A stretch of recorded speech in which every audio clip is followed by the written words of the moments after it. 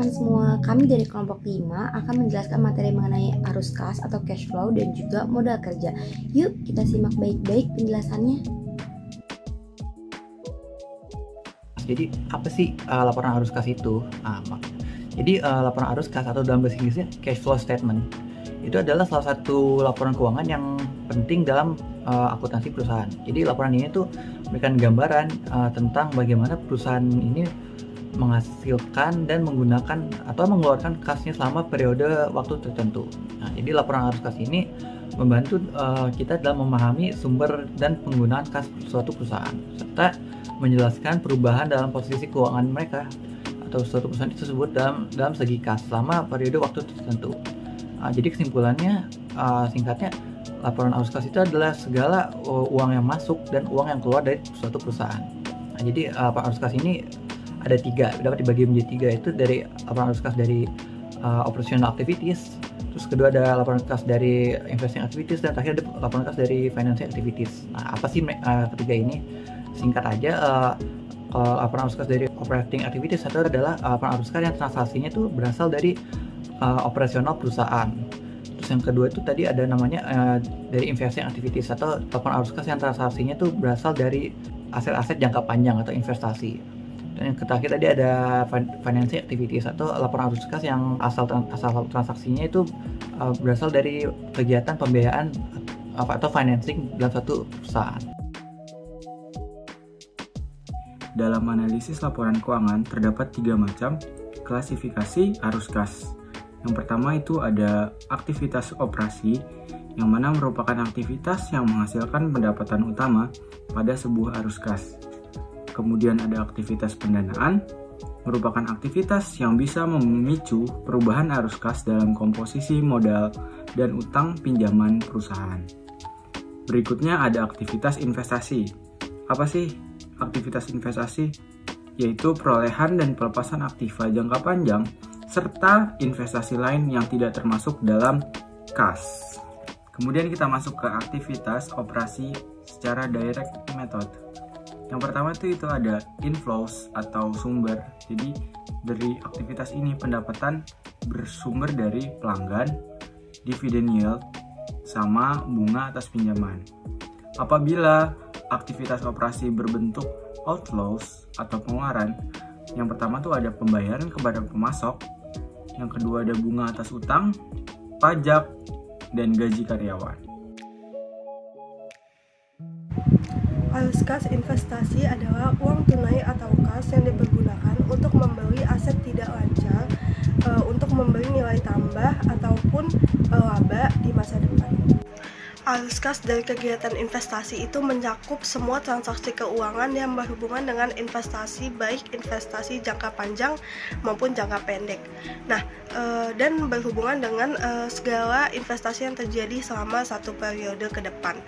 Nah, arus kas ini dibagi menjadi 2. Yang pertama ada arus masuk atau cash inflow dan arus kas keluar atau cash outflow.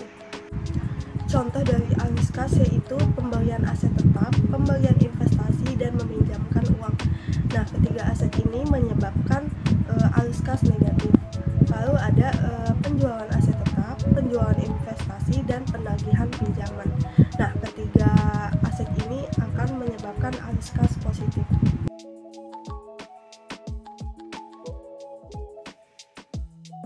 Nah, sekarang kita masuk kepada arus kas dari kegiatan pendanaan. Jadi arus kas dari kegiatan pendanaan ini merupakan kas yang dihasilkan atau dihabiskan untuk aktivitas pendanaan yang menunjukkan arus kas bersih yang terlibat untuk mendanai operasi dalam sebuah perusahaan.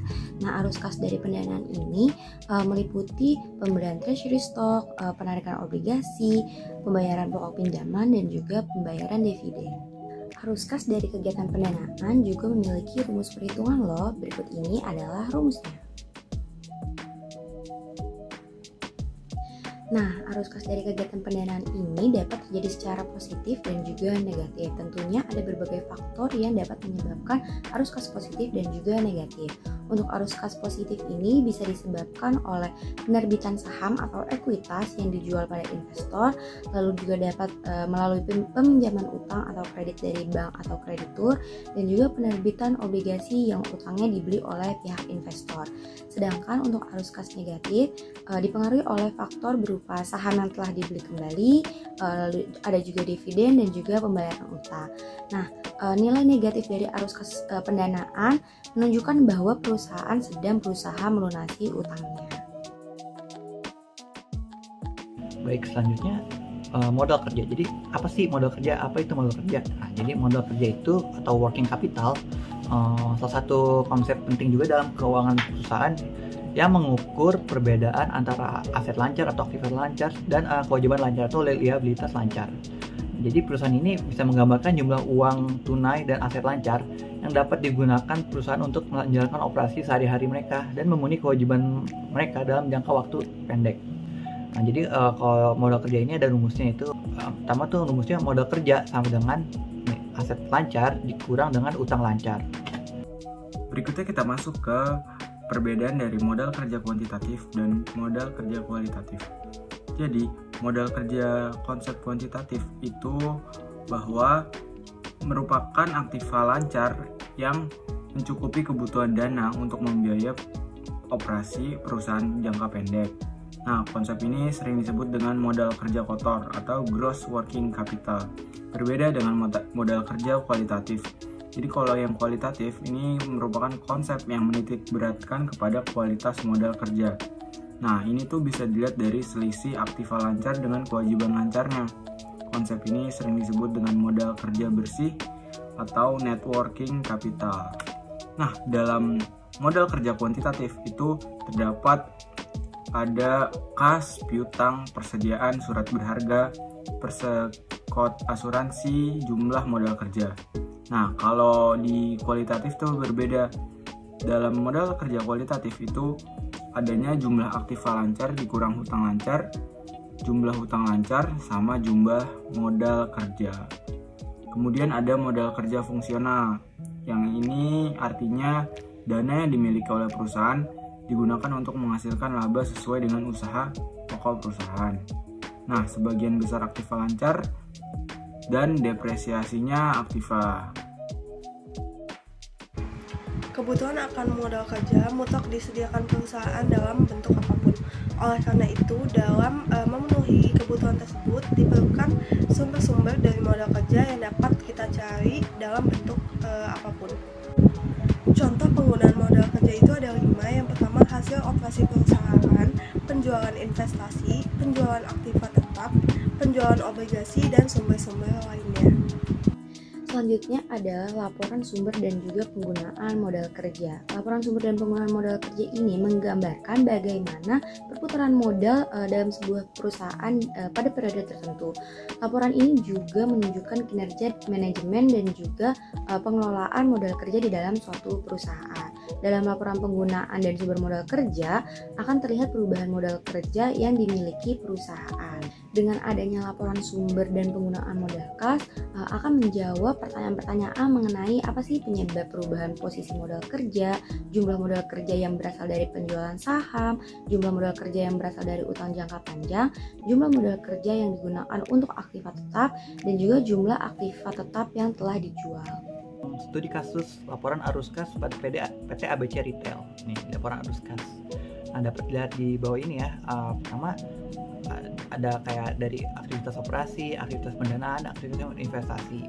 Jadi untuk menghitung laporan arus kasnya, jadi perubahan bersih dalam kas sama dengan arus kas dari aktivitas operasional ditambah arus kas dari aktivitas pendanaan dan ditambah arus kas dari aktivitas investasi. Nah, jadi bisa dilihat di bawah hitungannya ada perubahan bersih dalam kas atau arus kas. Jadi 32 juta dari aktivitas operasional dikurang 10 juta dari aktivitas investasi ditambah 12 juta dari aktivitas pendanaan atau pembiayaan. sama dengan 34 juta. Jadi, maka dapat disimpulkan kita dapat melihat bahwa perubahan bersih dalam kas PT ABC Retail ini selama periode tersebut ada 34 juta. Nah, ini mengindikasikan bahwa perusahaan ini berhasil menghasilkan 34 juta lebih banyak kas daripada yang dihabiskan selama periode tersebut. Nah, jadi kalau dalam analisis laporan arus kas, perubahan bersih dalam kas itu menjadi indikator penting karena mencerminkan apakah perusahaan ini menghasilkan atau menggunakan lebih banyak kasnya selama periode tersebut. Nah, dalam contoh ini PT ABC Retail tadi menghasilkan lebih banyak kasnya, yaitu sebesar 34 juta yang bisa digunakan untuk mengembangkan bisnis mereka atau keperluan lainnya.